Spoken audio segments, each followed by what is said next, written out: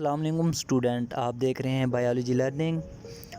और आज जो हमारा टॉपिक है चैप्टर नंबर 3 सब्जेक्ट बायोलॉजी, और टॉपिक का नाम है बायोडाइवर्सिटी। अब हमने बायोडाइवर्सिटी, इसकी इम्पोर्टेंस, इसकी classification, taxonomy, basis of classification, taxonomic hierarchy, इसके अलावा फाइलम, स्पीशीज़, ये चीज़ें हमने इस लेक्चर में कवर करनी है। What is biodiversity? Biodiversity word derived from two other words. One is bio and other is diversity. Bio mean life and diversity mean variety. Biodiversity is a measure of variety of organism present in different ecosystem is known as biodiversity. Biodiversity से हम मालूम करते हैं कि मुख्तलिफ ecosystem में मौजूद मुख्तलिफ जानदार कौन कौन से हैं। इसे हम कहते हैं कि बायोडाइवर्सिटी कि मुख्तलिफ जानदारों की अक़साम जो मुख्तलिफ इकोसिस्टम में रहती हैं उसे हम कहते हैं बायोडाइवर्सिटी। 4 बिलियन साल पहले जो बायोडाइवर्सिटी थी वो ज़मीन पर वजूद में आई, लेकिन 600 मिलियन साल पहले जो वैरायटी थी, यानी कि ज़मीन पर जो आबादी थी, पॉपुलेशन थी, वो बैक्टीरिया एंड यूनिसेलुलर की थी। वो वजूद में आए थे 600 साल पहले। यूनिसेलुलर एंड बैक्टीरिया वजूद में आए। कम से कम 10 मिलियन किस्म के जानदार इस ज़मीन पर रहते हैं, मगर बायोलॉजिस्ट ने सिर्फ इसका 1/3 स्टडी किया है। अब next slide, importance of biodiversity. Biodiversity की अहमियत। Provide food for human. Number 1, ये इंसान को खुराक मुहैया करती है। सेकंड, डायरेक्टली और indirectly drug obtain from it. हम इससे बिलवास्ता या बिला वास्ता अद्वियात वगैरह इससे हासिल कर सकते हैं बायोडाइवर्सिटी से। तीसरे नंबर पर है इंडस्ट्रियल मटेरियल भी हम इससे हासिल कर सकते हैं। और चौथे नंबर पर है ये मेकिंग एंड मेंटेनिंग इकोसिस्टम के, एक इकोसिस्टम को बनाने और उसको मेंटेन रखने में भी ये बहुत हेल्प करती है। और 5वें नंबर पर जो सबसे अहम है वो क्या है, रिसाइकलिंग द न्यूट्रिएंट। ये जो न्यूट्रिएंट होते हैं उन्हें रिसाइकल करती है और वही न्यूट्रिएंट हम बार बार इस्तेमाल करते हैं। Biological classification. It is a method by which biologists divide organism into group and subgroup. ये एक ऐसा तरीक़ाकार है जिसमें बायोलॉजिस्ट एक ऑर्गेनिज़म को ग्रुप में और फिर उसको सब ग्रुप में तकसीम करते हैं। इसे हम कहते हैं बायोलॉजिकल क्लासिफिकेशन।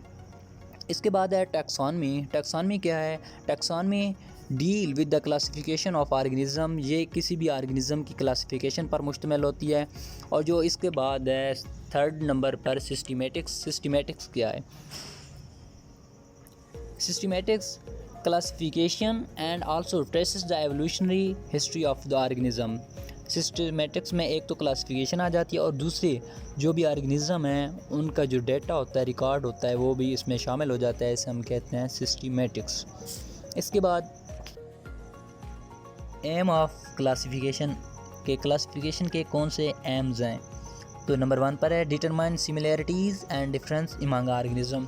कि ऑर्गेनिज़म जानदारों के दरमियान सिमिलैरिटी और जो डिफरेंस है उसको मालूम करना। और दूसरे नंबर पर है determine evolutionary relationship among the organism. जो जानदार हैं उनके दरमियान एवोल्यूशनरी रिलेशनशिप को मालूम करना। ये 2 इसके एम्स हैं। नंबर 1 सिमिलैरिटीज़ मालूम करना एंड अदर जो है दूसरे नंबर पर है रिलेशनशिप, एवोल्यूशनरी रिलेशनशिप उन जानदारों के दरमियान जो है वो भी मालूम करना। इसे हम कहते हैं कि ये क्लासिफिकेशन का सबसे अहम मकासद है। Basis of classification. Basis of classification is based on relationship among the organism and such relationship is got through similarities in character।